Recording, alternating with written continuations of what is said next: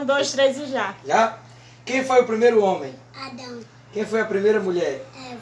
Eles moravam onde? Jardim. Qual era o nome do jardim? Éden.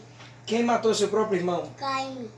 Quem profetizou que não ia chover? Elias. Quem ficou no lugar de Elias? Eliseu. Quem construiu a arca? Noé. Noé tinha quantos filhos? 3. Qual era o nome deles?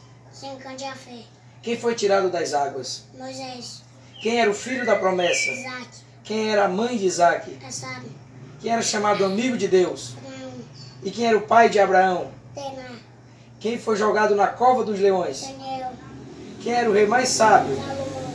Quem era a mãe de Salomão? Batseba. Quem tinha força no cabelo? Sansão. E quem era o pai de Sansão? Noá.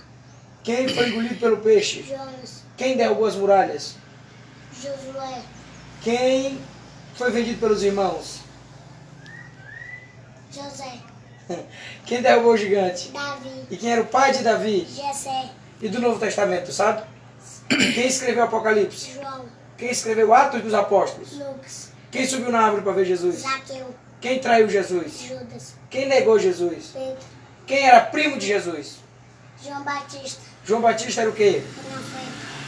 Jesus morreu aonde? A cruz Para quê? da salvação. Quem é o Salvador do mundo? Jesus. O que está escrito no Salmo 23? O Senhor, meu pastor, na frota da nação, volta-me. E como é a oração do Pai Nosso? Ora aí, se tu sabe.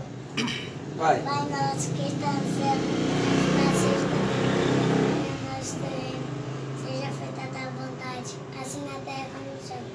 O nosso de cada dia nos dai-nos, perdoai nossas dívidas, assim como nós perdoamos os nossos devedores. Não nos deixes cair em tentação, mas livra-nos do mal. Pois teu reino, poder, honra, por todo sempre.